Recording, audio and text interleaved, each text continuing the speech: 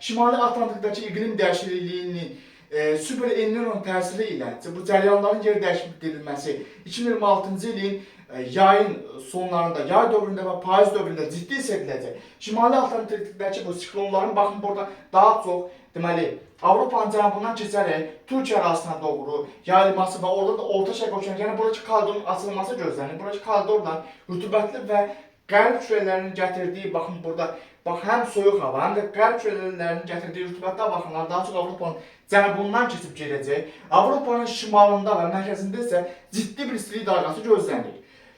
Avropanın şimalında yağıntılar azalacaq, antiklonun təsiri artacaq.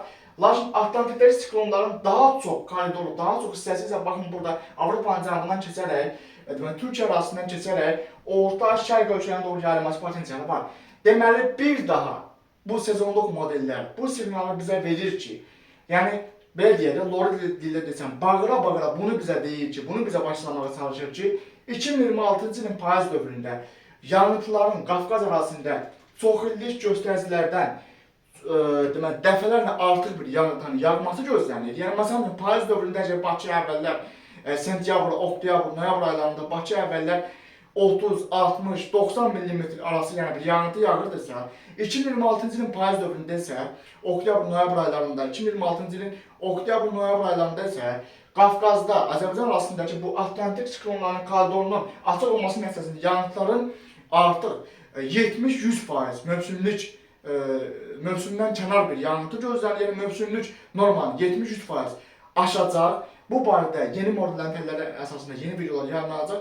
Yəni artıq bol yağıntı bir proses gözlənilir. 2030-cu ilə qədər ümumilikdə Azərbaycan arasındakı yağıntının artması potensialı var. Artıq quraqlıq barədə danışmaq lazım deyil. Əksinə artıq lazım olan şəxslər, lazım olan qurumlar artıq yağıntıların artması barədə, yəni istilik dalğaları, yağıntıların artması, yəni bu proseslər ikisi də hesablanmalı və buna uyğun bir erkən xəbərdarlıq sistemlərinin quraşdırılması vacib sayılır.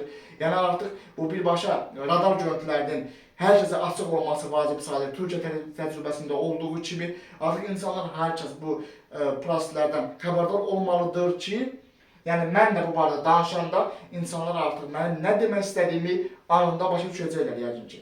Bu barədə yenilənmiş məlumatların təhlilləri əsasında yeni model təhlilləri, yəni qısa müddətli, həftəlik və orta mövsümlük model təhlilləri kanalda yayınlanacaq və birbaşa peş və radar məlumatların təhlilləri əsasında kanalda yeni videolar yayınlanacaq.